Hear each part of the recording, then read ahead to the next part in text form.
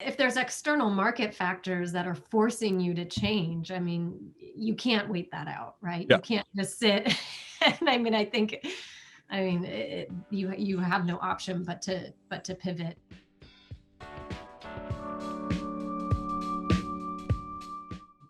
On this episode of Brews BizDev, I sit down with Katie Kunde, the co-founding partner at Drink Wines. She's also a senior sales manager at Maker Media and the director of Make Community. Katie and I talk about the pros and cons of being in a family business and being outside one, when to pivot and when to stay the course, and also the importance of bringing humanity and trust back into our business practices and how we deal with other people's businesses.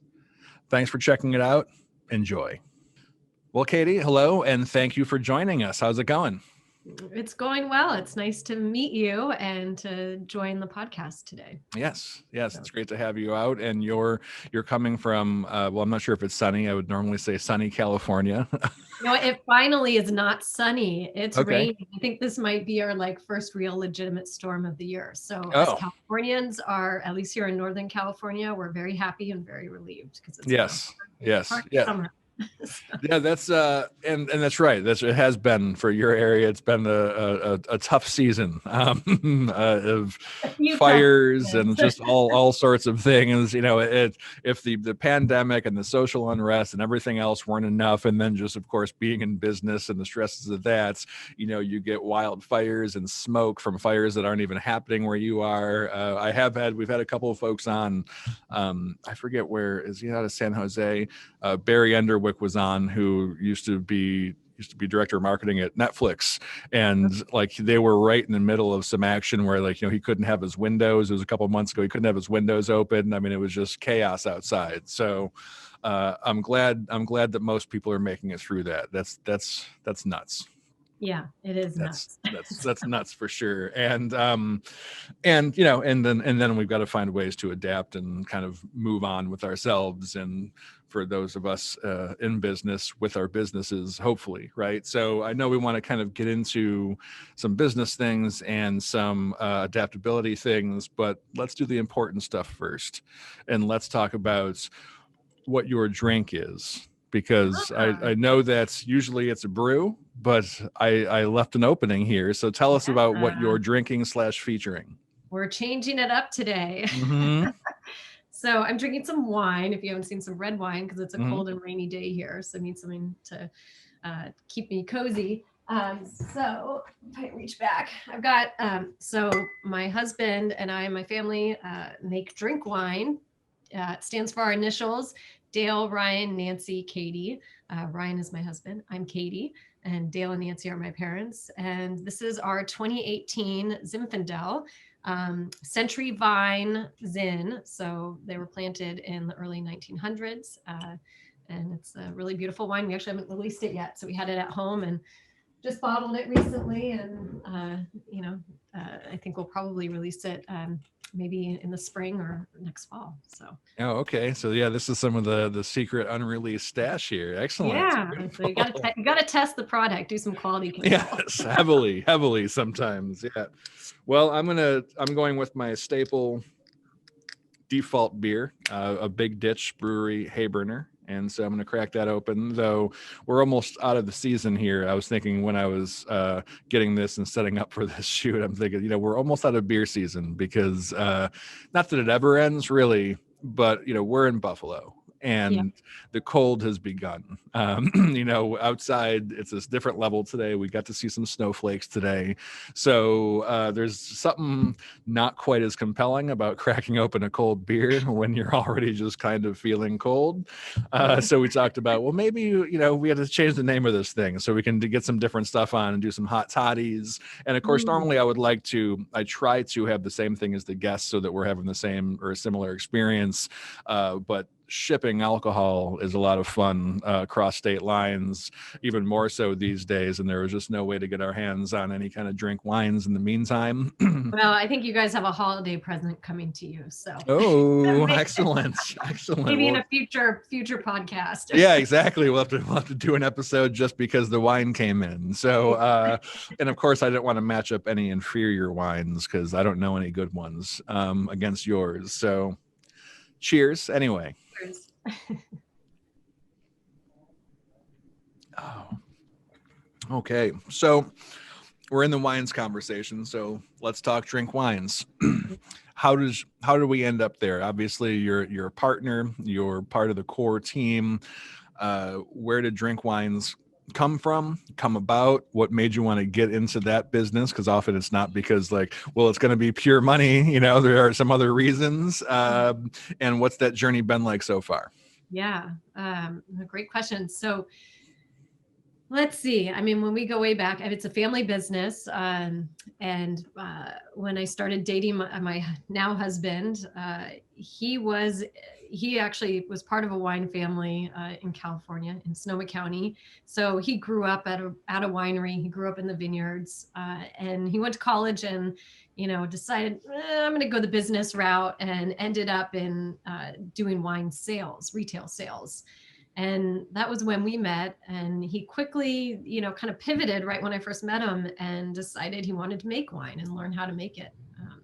And did a bunch of internships, went back to school, got more prerequisites. I mean, the guy could have a doctorate with the amount of school that he had to go through to go back and get another degree. I went to Davis and got another degree in enology and viticulture.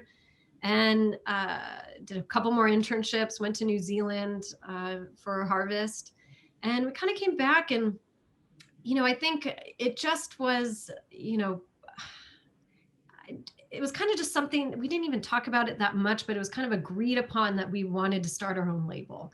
I think maybe, a little bit of an entrepreneur spirit inside of us. And I that just was kind of always on the table. And we had talked about it a little bit and with my parents, and kind of decided, well, we could start it now, or we could wait 10 years and start in 10 years. Well, why don't we just try it now? We don't have much to lose. This was pre-kids, Right. And, I'm glad we did start it when we did. It's a ton of work, and you get beat up a lot. So maybe it's good to have some youthful energy in that regard. So we started in 2012, and we found a really neat property where we started making our wine. And, it's been about 8 years now. And it's been a real incredible journey watching, what we create basically come to life. So. Nice. And so there's a lot of passion and interest in what you're doing itself, right? Which is always a nice thing to have. And not necessarily like every time. It doesn't always have to be that way. Sometimes it can just be tolerable and then have other benefits what we invest ourselves in. But in your case, obviously, like, yeah, he went down a certain path, right? And it's like, okay, this is where we're going. And so then it's like, okay, when do we start? Might as well be now. And I know that you also are involved in some other businesses and do some other kinds of work. So tell me what you do as well as work in drink wines. So, I mean, really, I help support Ryan and the drink brand or that business, at nights and on the weekends. But my real, day job and what I've been focused on for the last 14 years has been Make Magazine and Maker Faire, which are housed under our company Make Community. And, that is all about showcasing what people have made through the magazine and through our events, Maker Faire. It's kind of think about Maker Faire is like a newfangled county fair. So people are coming with the projects that they've been working on in their garage or their backyard. It could be, a digital fabrication project made from a 3D printer, or, a beautiful dress that they've, hand sewn and designed. And maybe it has some LED lights that blink it up, when you get excited. So, you think you've seen Bedazzled? You haven't seen Bedazzled until you get this. Yeah. So I'm involved on doing a lot of business development on the Make side, and that's been really exciting. Nice. be part And of is that so? What had you get into that? I mean, was it just like getting a job somewhere and then it's turned out really great, so you stayed, or do you have a certain thing for makers and crafting and No, all that's that? a really good question. Full disclaimer, it's actually my dad started it, Okay. and had just graduated college, animal science degree, and was bored out of my mind. I'm like kind of one of those ultra productive people. Like I have to be doing something all the time. So being idle was not making me comfortable. It's a very uncomfortable position to be in. And so this was right before they were about to launch the first maker fair. And so my dad said, well, I've got a big project. We have no idea what this event is going to be, but we need help. Come on over and try it. So I came on to help with the first maker fair and really just got hooked. And, seeing people, take their passion and create really interesting projects and companies, from these ideas. And there's just a lot of magic when people come together from different backgrounds and in a very collaborative and open spirit and sharing ideas. And it's kind of an infectious place to work, to be honest. So Nice. Well, that's a good thing. Not all kinds of infectious are good things, as we are dealing with these days. It's not a good term to be using right now. Yes. Let's go viral. There are so many things now. It's kind of like, no, but that's great, and it's cool that these are all family connections, right? So it's really like multiple family businesses you're involved in, and I find that interesting. I used to do organizational development consulting, small business coaching, that kind of stuff, and so I've worked with a lot of family businesses. And sometimes that's not a great scene, right? Sometimes for very predictable reasons, just like in large organizations as well. It's not just about small business, where the dynamics can get goofy, because if you have people who are really about performance, it can be a tough environment, because ultimately kind of like the person is more important than whether or not the job's getting done a certain way, and so people get stayed. And then of course in certain bad situations, you got favors and favoritism, and all the bad things can happen, and it can be kind of a tough situation for people who aren't in a family to be involved in. And I've seen marketing problems develop, because when you put yourself out there as, for example, like quality is job one, like that kind of performance is like, we're all about this, but you're really not, then you end up with a mixed message and mixed reviews from actual customers and prospects. So I'm always interested, because also I've seen and been around many extremely successful family businesses, right? So, but there are certain issues they can have that are unique to that specific dynamic. So I'm curious, in your experience with two of them going on, at least the two are aware of so far in this conversation, what would you say are like pros and cons, certainly, but as far as the tough dynamics, because there are people like, listen, there are people out there, and some of them are listening, they're in these businesses, and they're trying to navigate it without causing damage, right? You don't want to damage the business, you don't want to damage your family, but you do want to navigate, how do we toe the line between familial relationship and then making sure the work actually gets done the way we want it to. So is there anything that you can speak to as far as like where those folks can start, like how they might be able to get out ahead of those kinds of issues, or like what you think is working well in these dynamics that you have that maybe would be a good place for them to kind of put their attention on? Yeah, those are really good questions. And it's kind of funny, because I, really my whole career has been working with my family, which is definitely not what I had envisioned, or like dreamed of, but it's actually, it is a dream. It is really a wonderful thing. And I'm very privileged that it's worked out this way. It's just maybe not the path that I had anticipated going down. I'd say, it's not always easy, but I think, it's good not to talk about work at the dinner table and at family functions. I think number one, that's a really great, like, have separation. have family time be all about family and work about work. So, Mm-hmm. you know, it's hard. I'd say it's more hard on the drink side because my husband and I are involved in the business more on the day-to-day function. And, you know, sometimes it is, you know, what we are thinking about as we fall asleep and wake up. And sometimes we have to remind each other when a good time to bring those topics up are. But I do think that is important to separate those subjects and those times. Yeah, no, I think that's certainly it's a great point that, you know, like that compartmentalization as they call it, you know, making sure the lines are there so everyone has a relief. And with drink, yeah, as you and your husband in it, and you know, it's always been a thing. And I know I've had my own businesses and worked for myself just as a contractor. And you know, I'm out at the cottage or something in the hammock, right, looking at the lake, and I'm sitting there thinking of client things, right? I'm thinking like, oh, well, what could we do this next week? And I don't think that's a problem. I mean, sometimes if you really can't shut it off, so be it. But when you're in the entrepreneurial, when it's you have your own business, it makes sense that there's a little more, you know, it's a little more prevalent, right? It's not just like you punch out, you go home, and you're like, oh my God, and you switch gears and then just don't talk about work because no one wants to hear it.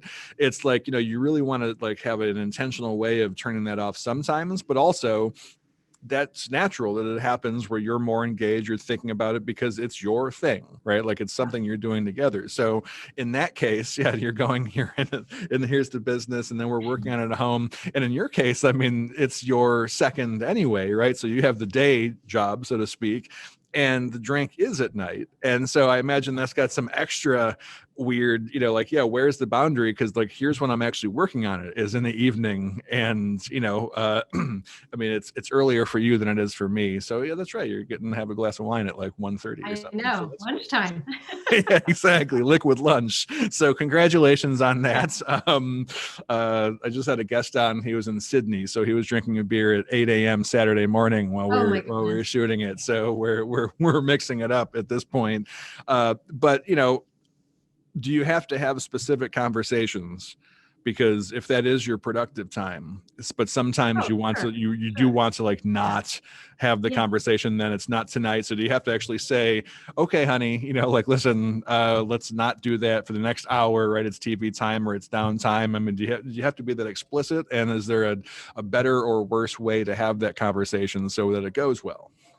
Well, I'm definitely not the expert at it. Sometimes it's like you're in it and you know, like, you know, it does become the dinner conversation. But I think it's important that when you're enjoying another moment that work's not part of, to not, you know, snake that in. Right. Ruin it. Taint it with. You know, it's definitely, you know, I think most work these days is not, you know, at least in marketing and sales, it's not really a 9 to 5. It is, and especially these days when we're working at home, you know, it does encompass all waking hours. So yeah, it's more about just not disturbing the moments, you know, that, you know, where you're not focused on work, trying not to disturb those moments. And I think the other piece I think is really important when working with family is, you know, to keep it about the work and to not make it personal, right? Like keep the emotion in a way out of it. So if you're discussing some, you know, maybe a design on something, well, you always say that, or you always, you know, you don't like squiggly lines, for example, or, you know, you don't like certain presentations. You know, you know, I think we have to, you know, treat each other as professional colleagues, you know, and that I think always helps. Right. It can be challenging. Yeah, certainly. But yeah, you don't want to bring in stuff from the relationship, right? Like, well, I know this and you're like this. And certain there are kinds of, I'm just going to call them because I can't think of the word, you know, like therapy rules, right? Where like, just like normal relationship kind of, you know, like, hey, you know, it's probably not great a lot of times, always and never statements, you know? I heard a great quote, which I thought was awesome. I forget who it was. It may have been an article about the Eventbrite founders. And so we may have to do a fact check on this, but they said something to the extent of like, never work in the same spreadsheet together. And I thought that was brilliant. Like, don't work in the same Google Docs, like keep things separate. Yes. Yes, the more opportunities for conflict that you can Yeah. reduce, right, by staying out of the same task. That's a good one. Never work Yeah. in the same So, spreadsheet. and sometimes, I find that it's kind of like staying in your lane. So, Ryan is so creative in his winemaking and, the facility and operations, and I'm more the design and, sales and marketing piece of it. So, while we definitely receive input from one another on those various topics, Mm-hmm. we also try to, stay in each other's lane, like I will design the newsletter template. That makes sense. And he'll make the wine, Yeah, yeah. and it's, it's as with any job, everyone has their roles and responsibilities. Yes, which is just good business practice, right? So, Yeah. good sound business practices mixed with sound relationship practices probably help to work out a lot of the things. And then, there will be muddied situations, but that's a case by case basis. So, I think this feeds in well to what we had been talking about before as far as adapting, because it sounds like, and even with your personal story, right? Did you say animal science you went to school for? Yeah. So, I like, love horses. There's horses on the wall. yeah. So, like, I've never even heard of that. That's interesting. So you go to animal, you go for animal science. You come out, you're kind of bored, and this other opportunity shows up, right, with this events, and so you're like, all right, and you check that out, and then woo, then off you go here, and then there's this opportunity where Ryan's learning this, and it's like, okay, do we want to do this? And it's just like, sure, do it now, do it in 10 years, like, just go. So there's a lot of pivoting, which is, a word that's been beaten to death and is so buzzword, almost cringeworthy at this point that, people blow back on it. I know online when you say pivoted, they're like, no. Yeah. But that's, it's at some point, if I change that to adapt, that's going to get pretty old too. So there's a lot of adapting, there's a lot of pivoting into finding a better fit, right? Into actually finding opportunities and then moving. And then now we're in an environment now where most everybody's had to do some version of that to accommodate their businesses, to accommodate even if it's just jobs that we're working at, with salespeople, marketing people, customer service, for sure. I mean, I can't even imagine what it's like to be in customer service in today's environment, because everyone's a little extra. Like, everyone is a little bit extra these days and a little extra tense. And so, having done so many kind of pivots and having changed paths so many times, do you think that having that kind of unique pathway to where you were prepares you better for a worldwide kind of all-encompassing situation like we're in now? Or was it just as much of a what the hell's going on here as it was for everyone else? Well, I mean, it's interesting you say pivot, because I actually feel like my own kind of career path and personal path has been very like kind of straight and narrow and steady. Okay. And so it's interesting to look at from that perspective. I'd say when faced with these challenges such as the virus, and having to adapt to new restrictions and change your business model, and I'd say with what we've gone through with Make and Maker Faire and having events be canceled, I think it's about adaptability for sure, and you have to make really smart decisions. And I have some, and move quickly, and I have some thoughts on that. But I think a large piece of it is resilience. And I've been thinking about this lately. There are some days where you just feel beaten down, and it's hard. Especially both these businesses are very personal and involve family, and when you're having a hard day, or you didn't win that sale, or the people that came and tasted didn't buy any wine, it can really put you down in the dumps. And it's really the easier path is to think, okay, I'm going to change everything. Or that's what it feels like to me. It feels like, okay, we need to do everything different. The harder path is to stay to the path, and stay on the road, and to keep going. So I've been thinking a lot about resiliency lately. And I think part of it really is showing up every day and trying and putting your best effort in, and not just doing the same things and beating your head against the wall. But part of, I think, a real piece of it is you just got to keep going. Yeah. And make it work. Yeah, some things could still work out, right? You might just want to keep on keeping on, and then some things not so much. Some things do equate, regardless of how quickly you might figure it out, or then what other people might think. Then some things are doing that insanity thing, right, where you're doing the same stuff over, expecting different results, which can be maddening as well. So would you say that, so how do you know the difference? I guess I'll pose that question to you. So what, for you personally, like, this is not so you're going to set this law of the land down and like we're all going to hold you to this forever, but like when you're in a particular situation and it's like, do I press through because it's hard, or whatever, temporarily, but I think I just need to press through? Or do I need to, maybe it's not scrap everything and start from zero, and I get it because I have that that's my tendency as well. We'll like reinvent the whole thing, pump your brakes, champ. So how do you know when it's time to stick and when it's time to rethink what you're doing and do something new? Like, what are the signs for you? I mean, man, if I had the answer, we'd all be successful. So I don't know.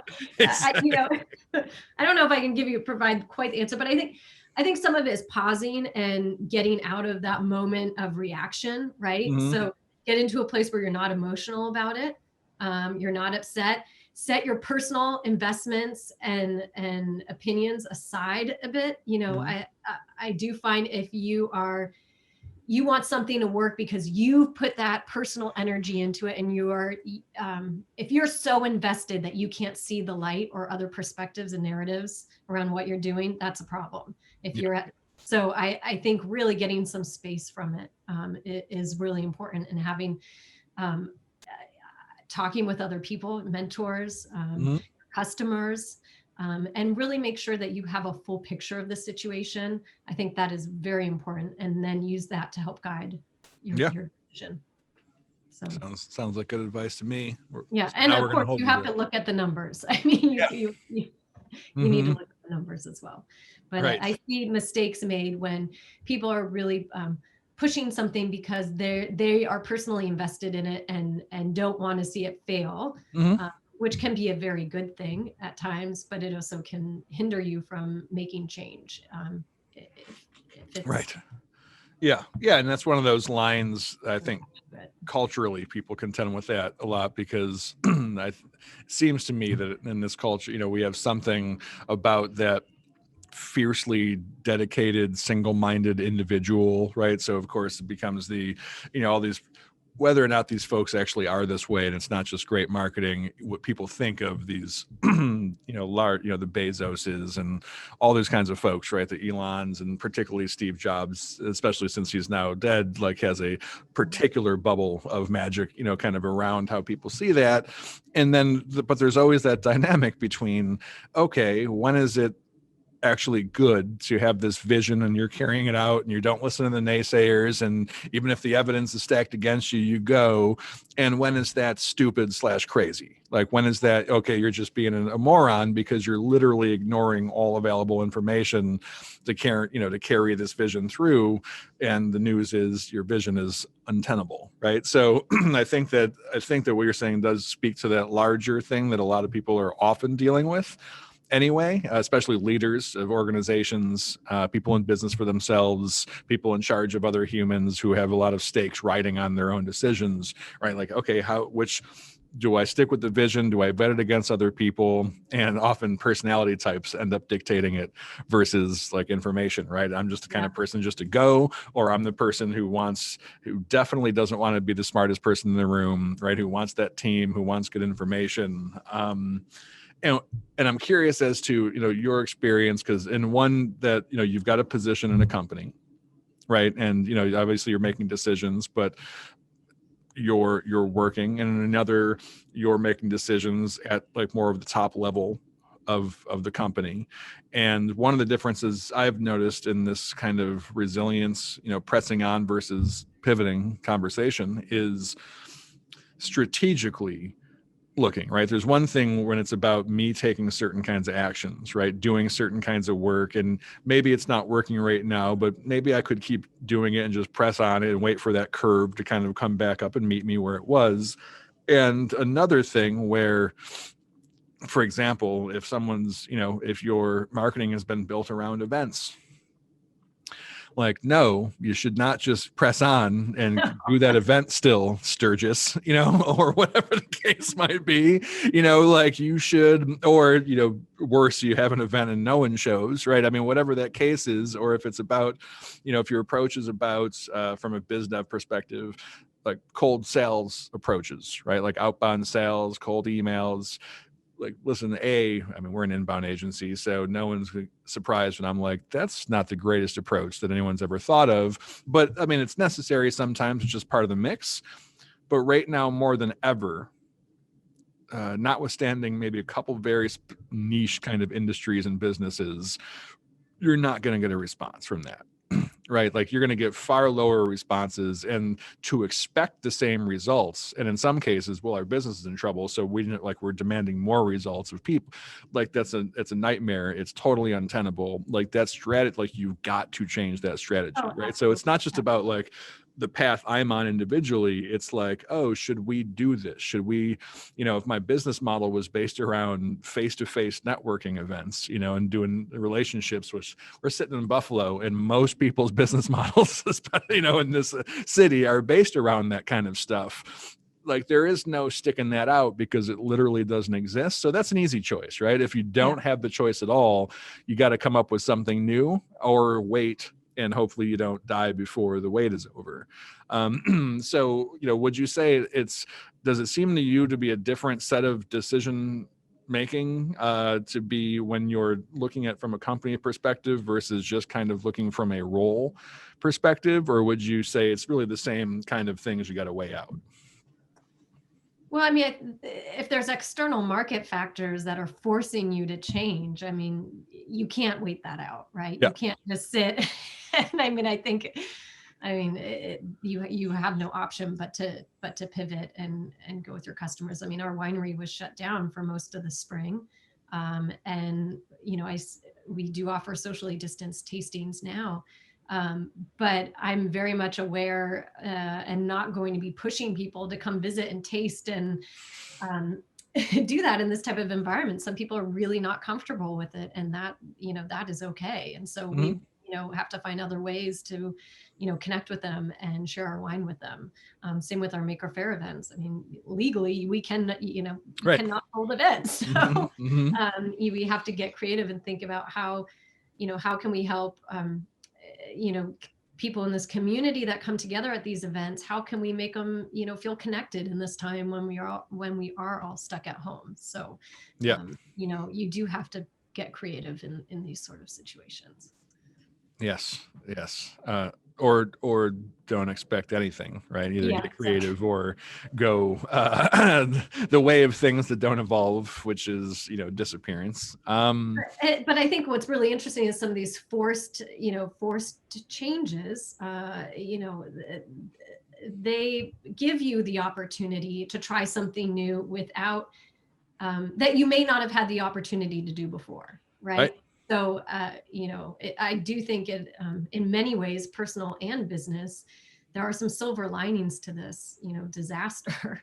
It is heartbreaking for all of those who have been affected by the virus, but it has, I think, caused people to take pause and have the opportunity to try different methods of connecting with people, to slow down in their personal lives, to not be running around, as much as we all used to. So it's a fascinating exercise. I think a lot's going to come out of this. Yeah. As we get to the other side, maybe everyone can reflect a little bit. Yeah. We're a bit close to it at the moment. Maybe to draw the big conclusions. And I feel like there's still some runway. We still got some time before we're out of it. So, well, that makes sense. Is there anything else? Because I know then we kind of went into resilience and then kind of the options, but then right before then you were saying and I have a couple points about pivoting, right? Adapting and changing. Is there anything else that you wanted to throw in and just talk about regarding adapting to changes?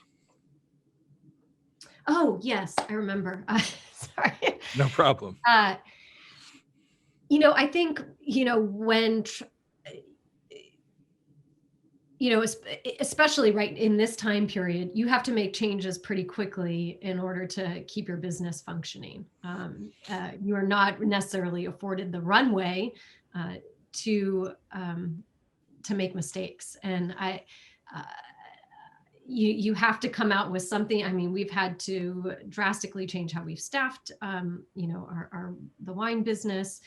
We've had to drastically figure out what the offerings are, from the make perspective, instead of, doing Maker Faire. And how do you connect to these communities? If you sit and wait and do too much strategic planning, you lose that runway, right? So I think part of adapting and with any company, you spend, sometimes months working on, your plans for the next year.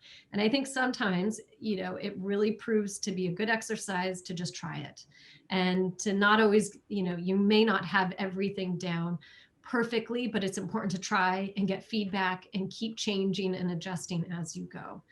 And I think that's been an important learning lesson, is if you wait and spend too much time planning, too much time doing market research, you may just lose the opportunity altogether. And I feel like, especially in today's fast-paced world where products are getting developed so quickly and new concepts are coming out all the time, you just don't have the luxury of time, and even personally, it's like I became a mom, and all of a sudden it's like, how do you, how are you supposed to hit everything on your list? You can't, right? So you got to make sure the big things and prioritize, make sure the big things are covered.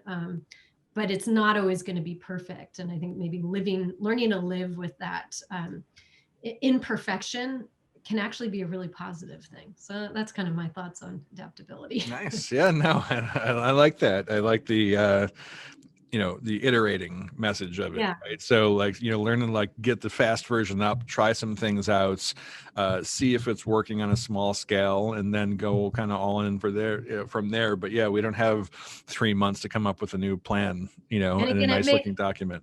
That thought may not work for certain industries, but right.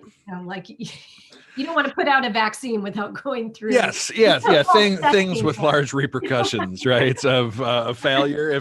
If you're in a life or death business, test it, please test it. But no, certainly most of our businesses, that's good advice. And I mean, and I had a conversation a few weeks ago with a different agency person who's said the same thing, and that's coming about content creation, right? It's like listen, come up with a content plan, like whatever that direction is, but get going, like try some stuff. How you find out what works, you try some things and see the engagement and improvement, and then you end up with a living strategy, right? That you didn't pay some agency to work out for 3 months, because in today's world, 3 months later, it's a totally different scenario. I mean, now every 2 days, now that we're kind of cruising back into a different shutdown, into another shutdown, like the circumstances literally change day by day. Like what you have to work with is going to change. So if you're going to just restart your 3-month process of planning every day, then you're going to get nowhere. And I love the bit actually about the trying to develop some mental space and emotional space for imperfection and not checking all the boxes. That's so hard sometimes. It's so hard. Yes, I was going to ask you, I was like, how's the those down times and then the ramped up times, for a productive oriented person, right? Someone who hates to be bored. Some of that, like you can't do anything and there's nothing to do about it, is rough. And then some of like letting yourself off the hook for not being a perfect 10 on a constant basis, can be rough. And it's one of the forms of roughness that we can have mentally when we're in businesses, when we're running businesses. There's a lot of possible stress. If you're that kind of personality type anyway, you already add it on yourself, and then you have it layered on. And I think it's another thing that doesn't quite get enough airtime is like people learning better practices for taking care of themselves mentally and emotionally, giving ourselves rooms to be messy, organic human creatures while we try to do these really amazing things, right? Like amazing things for amazing people that probably will turn out great, and we're probably really kick ass, but we might not see it, and just probably don't see that most of the time.